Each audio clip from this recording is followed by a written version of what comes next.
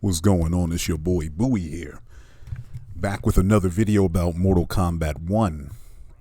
And in this video, what I'd like to do is I'd like to try to clarify some of the biggest misconceptions that I see about Mortal Kombat 1, because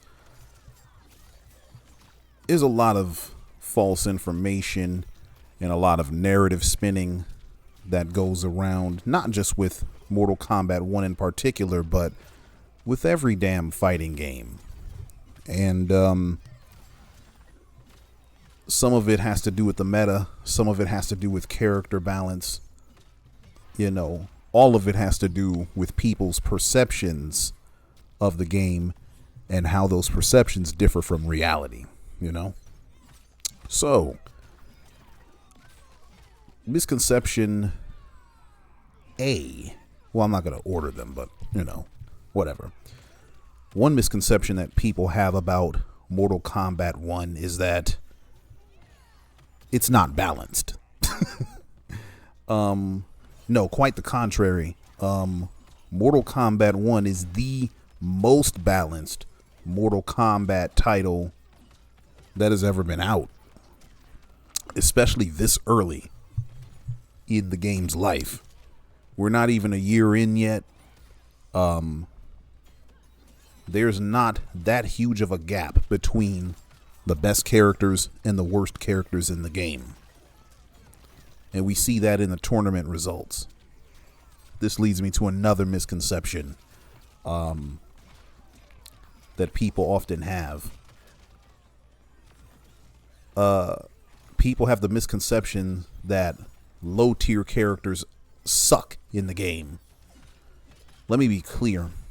There is no character in this game that is so bad that you can't take their ass online and get victories with them.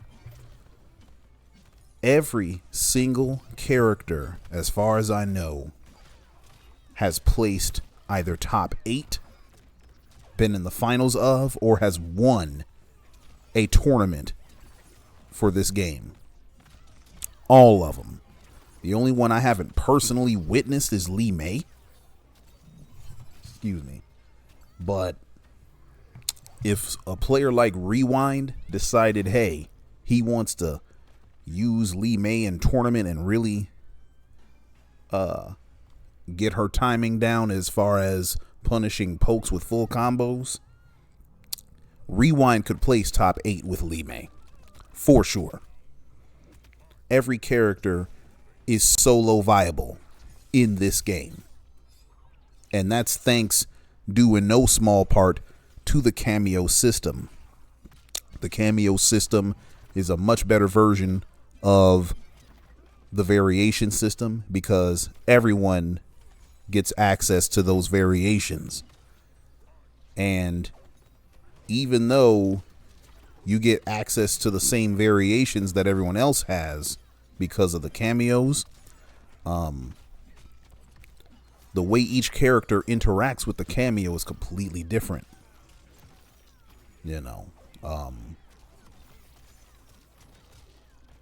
So due to that, characters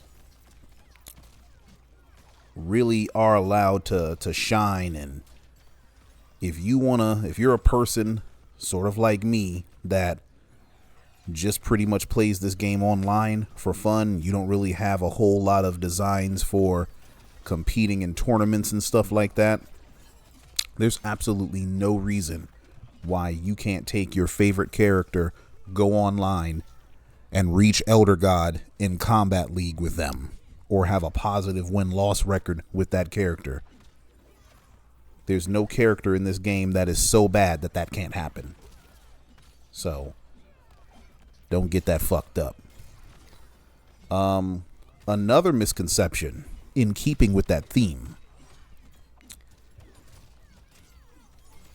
a lot of what y'all think are bad matchups for your character is really you losing to the player. I'll say it another way. Many of you think that you're losing to characters when you're really losing to players. For instance, I'm fighting this Tanya person here, Bandicoots. I don't know who this person is. I have no idea. Name looks familiar for some reason. But in this particular match, this is not an example of Sub-Zero somehow beating Tanya or having the matchup advantage against Tanya. This is me outplaying Bandicoots. Because I know his character. I play Tanya. I know what she wants to do. I know what she shouldn't do. I know where to stand. I know how to counter her stuff.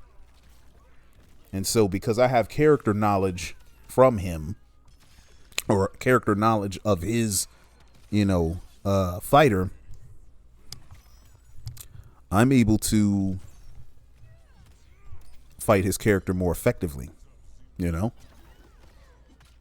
So he's not losing to Sub-Zero. He's losing to me. He or she. You know what I'm saying? And so many of you run around with this attitude of, oh, you picked this character, so I'm going to lose the match now. Oh, you so-and-so picked Johnny Cage, or oh, so-and-so picked Kenshi, so now I'm going to lose. This game's not like that. Not really. At least not at our level. Again, in keeping with the themes that I stated before, you can pick any character and beat just about anybody with that character. If you play solid, if you do what the character's supposed to do, if you don't drop your combos like Bandicoots just did, you're going to be all right. And it doesn't really matter who you use, and it doesn't really matter who they use. You know what I'm saying? Even if it's Kenshi, even if it's Johnny Cage, even if it's Ashura, I've beaten people using all kind of different characters for every character. And most of those victories have come with Sub-Zero. And if you know anything about Mortal Kombat 1, Sub-Zero is considered to be a bottom 5 character unless he's paired with Chameleon. Yet I'm not using Chameleon. You know what I'm saying?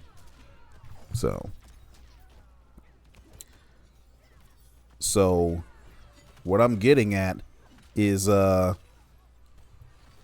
gonna have to get that phone later. But what I'm getting at is you guys running around here having sour attitudes against players using X character or Y character or X cameo or Y cameo, and you therefore using that as an excuse as to why you lost. You can stop now, because you didn't lose to that character. You lost to the player. You lost to the player all day. That player outplayed you. They probably know your character. They probably read exactly what you were going to do because you're too predictable, and you got beat straight up and down. What's another misconception that I see? Oh, here's one. People have the misconception that this game is scrubby. I've seen that. People call MK1 scrubby. And I'm like, I just have to ask myself, like, what is your definition of scrubby? Like, seriously. Does scrubby have a definite I don't want to say definite definition, but do you have a consensus on what scrubby actually means? Like, do you have a principled definition of what scrubby actually means, or is scrubby just shit you don't happen to like? Because when I say scrubby, what I specifically mean is the game possesses mechanics or attributes that allow for players that are less experienced or have lesser commitment to the game in order to get victories over people. Oh, damn, he was mad as fuck. over people that are more experienced. Let me give you an example. Mortal Kombat X was scrubby. Much scrubbier than this game. Why? Because Mortal Kombat X gave characters all kinds of crazy access to 50-50s. It gave characters all kinds of ridiculous jump-ins that were very difficult to anti-air. Characters had armored launchers that basically gave a full combo on hit and allowed you to steal your turn back without even thinking. And so when you have a game that's sitting there saying, hey, you can jump in for free, people just gonna jump. Even when they shouldn't jump, they're gonna jump because you can't stop them from jumping. Then when they jump in, they're gonna hit you with a 50-50, which is probably one of the most basic ways to open people up because they have to guess between high and low. So instead of you creating the opportunity for hitting the opponent by, I don't know, whiff punishing, baiting, anti-airing, things like that, now what's happening is you're opening them up for free because of a 50-50. Oh, I should have got him. So that's scrubby. You know what else is scrubby? Fatal blows that are unreactable and travel full screen, like the ones in MK1. Aaron Black, Cetrion, Noob Saibot, Frost, Jax. Need I go on? Those fatal blows that pretty much stopped you from playing neutral. That's scrubby. That's scrubby. Because you already got a fatal blow for losing the match. It's also scrubby for fatal blows to come back when you block them or when you whiff them. Because now, not only did this player get access to something that they didn't earn, if they mess up the opportunity and they misuse it, no big deal. It doesn't matter. Just go ahead and use it again. Which does not encourage intelligent use of the fatal blow. It encourages people to just throw it out because, hey, you're going to get it back anyway. So that's scrubby. Those are examples of scrubby mechanics. And they existed in both MKX and MK1. This game doesn't really have any of that. You can say that certain cameos are scrubby, like maybe Serena's scrubby, but honestly, she's not. If you know how to press the down button, you can avoid Serena. I know that online doesn't make it easy to defend against her or react to her, but it doesn't actually make her scrubby, though. People have to use her in a scrubby fashion in order for her to be scrubby. But Mortal Kombat doesn't really, or MK1, I should say, doesn't really have any mechanics that cater to scrubs. The most scrub-friendly thing was the change to Combat League from first to 3 to first to 2. That's scrubby. Because that's definitely not something that tournament players asked for. That's definitely something that caters more towards non-serious players that don't, get the chance to be downloaded. Because I've reverse 3-0'd people before. There's this one video where I fought a Li Mei using the Li Mei was using Kung Lao, and it was the first time I had seen Li Mei Lao as a team together. And I was using Cage, and I lost the first 2 matches. But then I adapted. I came back, and I beat him. You know what I'm saying? And that was only possible because Combat League was first to 3. If I would have ran that same set today with the same experience I had then, I would have lost the set because I didn't adapt on time. That's scrubby. But you see how I have very specific criteria as to what I define as scrubby and why it's scrubby? A lot of y'all don't have that. A lot of people use it just to describe things that they don't like. Sort of like how woke is like that for conservatives. Woke doesn't actually have a real definition. It's just a bunch of shit that they don't like all rolled up into one. And that's what woke means. You ask 5 different people what woke is, you'll get 5 different definitions. So, this game doesn't really have a whole bunch of scrubby stuff in it other than perhaps cameos allowing you to do safe 50-50s and, you know, make things safe that were normally punishable. But, you know, Stephanie already told us when the game dropped that the cameos allow you to break well-established rules of Mortal Kombat. That's one of them. So, you know, I think it's pretty self-explanatory what goes there. What else? Let me see.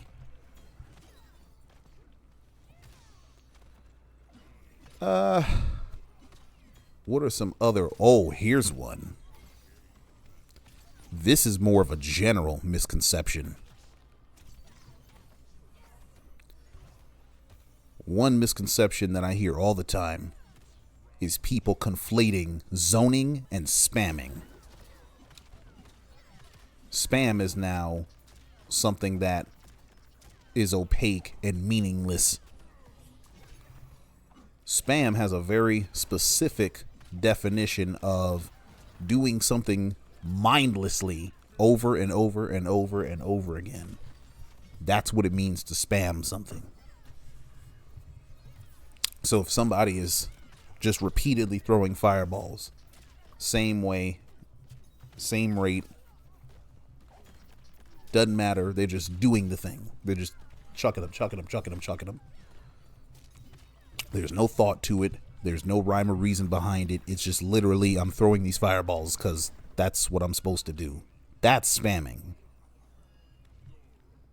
It's the repeated use of a particular tactic over and over and over and over and over again. That's not the same as zoning or playing keep away. Playing keep away is when maybe you do repeatedly throw projectiles, but it's very clear that you're throwing them with some sort of intent. You're either trying to make your opponent move a particular way, you're trying to bait them to jump, or you're trying to damage them before they work their way in on you. There's nothing mindless about it. It's actually very reasoned and calculated. You know what I'm saying? And it happens to be in alignment with how your character plays. Ooh, I don't know why you did that play, boy. You gonna try to out-Tanya me with Tanya, ain't that a bitch? I'm the yellow one. But, ain't nothing like people mix up those two all the time. And I can see why that is. But much like scrub or, you know, woke, spamming has been overused so much that people forgot that the word had a meaning before they decided to bastardize it. You know what I'm saying? Spamming meant a very specific thing, and y'all done, you know, bastardized that meaning. There were people that would spam pokes. There's this person that, you know, me and my people used to fight a long time ago. His name was Shintek. And he called himself that because he would just mindlessly poke people. Poke. It didn't matter if he was supposed to do it or not. He would just mash pokes. Now, honestly, that sort of blurs the lines between spam and willful and purposeful. But someone like that who's just doing it just cause, that right there fits the criteria for spamming. I cannot believe I down poked as a goddamn punish. Ain't that a bitch? Block. Wow. Ooh, that's your ass. Fatal blow time. Boom. I've heard people sit there and claim that you could spam blocking or spam combos. How the fuck do you spam block? Oh, I'm mindlessly defending myself? What the fuck? Like, no, it's not how that works. It's not how that works at all. I don't know. People are weird. Here's another misconception that I see that's very common. Reaching Elder God in Combat League does not make you a good player. Having a positive win-loss record does not make you a good player. It can indicate that you're a good player, but it does not verify a goddamn thing. The only thing that shows whether you're a good player or not is good gameplay. You have to play the game well.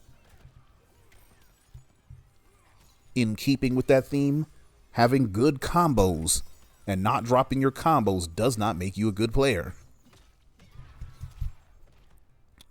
There's this young man that I know. I ain't gonna say his name, but the people that know, they know. He has fantastic execution. You know, I've been playing him since the MKX days and stuff like that. Very, very talented and potent fighter. He can do every combo that I can do and more. He can even do the cancels. You know, some of the MKX cancels that I struggled with, he could do them. And he did do them. You know what I'm saying?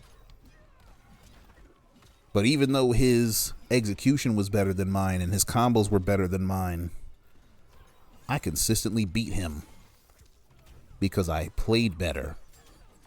I made better reads. I knew what he was going to do. I implemented my game plan and did my damnedest to stop him from implementing his. Not to mention, I already knew what his game plan was going to be. He always has to approach. I never have to approach him. He always approaches me. So that means that I'm controlling the match. As soon as the match begins, I'm the one controlling it. That gives me all the power and all the leverage. So if he would have learned to make better reads and be more patient and let me come to him, he would enjoy more success in matches against me. But he's an offensive player, so he's going to try to go get me and do his pressure and his combos and all that. And he's so fixated on that he makes dumb mistakes, like jumping at the wrong time, whiffing things at the wrong time, and I catch that ass slipping. That's what makes someone a good player. Not a fucking win-loss record. Not their, their combat league ranking. Because guess what, guys? You can get to Elder God with any character in the game. For the reasons that I denoted earlier, this game is very balanced. So every character can compete. Now, I'm not trying to downplay the achievement of getting to Elder God. It is an achievement, but it's not so much an indicator of skill as it is an indicator of dedication and hard work. it's analogous to grades. See, I'm a teacher. And I was a hell of a student, or I tried to be anyway. I was in AP this, AP that, honors this, honors that. And I used to think that the A students, or the kids that got A's, were the smartest kids in the class. And so if you got B's, you weren't as smart as the A students. If you got C's, you weren't as smart as the B students, so on and so forth. But then, when I was taking honors physics, I had a B. Yet I had kids that had A's asking me how to solve the problems that I thought were easy. And that fucked me up. I said, what? This motherfucker got an A. Why is he asking me shit? But I realized why I had a B. I had a B because there was this project that I did. I did it on time. I completed it on time. Forgot to turn it in. I left it at home twice. It was due on a Friday. I worked on it Thursday. I was done. I was proud of it. Everything was great. It was a pretty important project too. It was worth a lot of points. So I worked on it. I did my shit. But I left the bitch at home on my computer desk. My teacher, who at the time was named Miss Zietlow, now she's Mrs. Evans because she got married. We were her first class ever. Shout out to her. You know what I'm saying? She gave me grace. She was like, okay, well, just turn it in on Monday. I'm like, all right, cool. The weekend came and went, and I left that bitch right on the desk. Forgot to turn it in. And so I got a 0 for the project, and it dropped my grade. My grade had nothing to do with how much physics I knew. It had everything to do with me not turning in that goddamn project. So just like grades are not a reflection of intelligence, your record, your win-loss record, your progress in Combat League is not a measure of your skill. So when people run around talking about I made it to Elder God, so I'm entitled to my opinion on the game. I'm entitled to make some claims about the game, and my claims are correct because I made Elder God. I'm like, bitch, that don't mean a goddamn thing. Congrats, you made it to Elder God. But how did you play? Who did you play in order to get to Elder God? Did you beat tournament level opponents to get there? Did you even beat people that played like I do to get to Elder God? Because guess what? If you didn't, if all you fought was scrubby players and people that don't know how to anti-air, people that just spam, quote unquote, if all you did was fight a bunch of spammers and beat them and got to Elder God that way, you are not better than the tournament level player that hasn't made it to Elder God yet. That tournament player is several times better than you, even though they didn't get as far as you did. Why? Because good gameplay is what defines a player as good. What are your reads like? What's your footsies like? What are your fundamentals like? Do you respect pokes? Do you jail your pokes? Do you respect plus frames? Do you whiff punish? Do you adapt? You know, when your opponent is doing something that you keep falling for, do you come up with a strategy to beat it, or do you acquiesce? Do you enforce your game on them? Or do they enforce theirs on you? All of those things make you a good player or not. Not your fucking record. Because, truth be told, a lot of people's records are padded anyway because all they do is one and dones. As soon as they fight a motherfucker that they know can whoop their ass, they duck. They quit. They back out. They fight. They only fight people that they know that they can beat. Bitch asses. So, let's keep that very clear. So, your wins and losses don't make you a good player. Your Combat League ranking doesn't make you a good player. Your gameplay makes you a good player. Your gameplay. Not the combos you do, but the reads you make. What do you do in neutral? What micro decisions do you make in between the space between you and your opponent? Those are the things that make you good or not good. You know, that's probably one of the biggest misconceptions. Again, not just about MK1, but about all Mortal Kombats and all fighting games, period. Speaking of Mortal Kombat, I guess I want to end this misconceptions video on a high note, you know. The biggest misconception about Mortal Kombat 1 is that somehow it's not a real fighting game, or Mortal Kombat is a party game. Let me tell you something. Mortal Kombat may not have all the same mechanics that certain fighters do, but I will say this. I've watched Tekken 8 footage. I've watched Street Fighter footage. There's a lot more neutral being played in this game than in both of those games.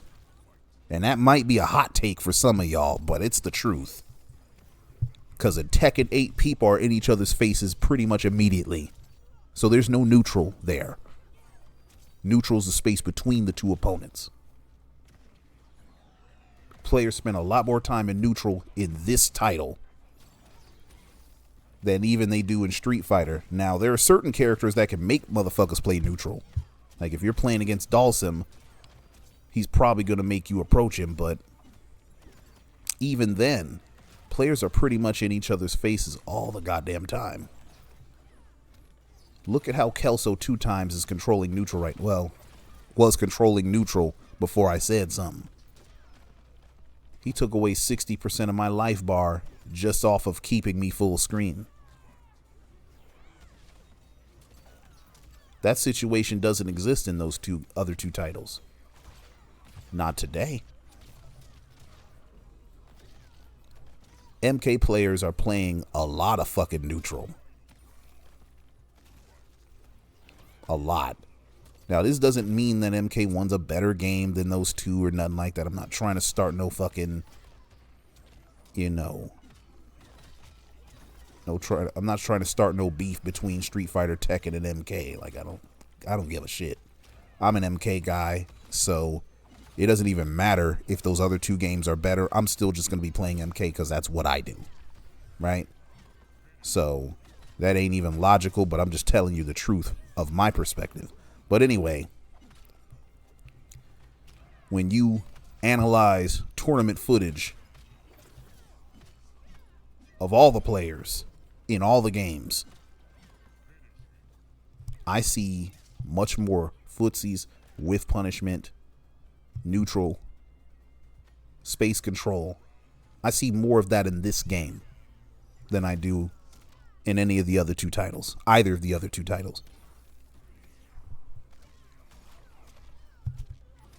So this idea that Mortal Kombat is some fucking party game that can't hang with the big boys and shouldn't be considered as a serious tournament fighter or a serious competitive fighter, you can kiss my motherfucking ass with that shit. That's straight up bullshit right there. It just doesn't compute with reality. It just don't. Hi, babe. It doesn't compute with reality. That may have been true about Mortal Kombat a long time ago, but it ain't true today. And hasn't been truthful for a while. You know, not since MK11 for real. Now, MKX was definitely on some scrub shit. Not a lot of neutral in that title, you know. But was it competitive? Hell yeah. This game has much more neutral.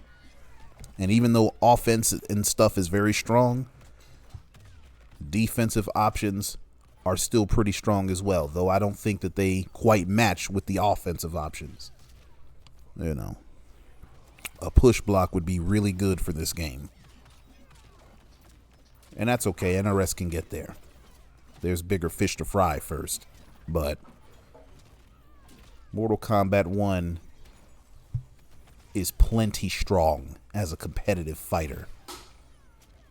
And when you watch the highest level people play this game the way it's supposed to be played, that shit is a work of art. That shit is a masterclass in neutral, footsie spacing, anti-airing, all that shit. Even though there's cameos involved. And so, to that end, NRS has achieved some really gangsta shit.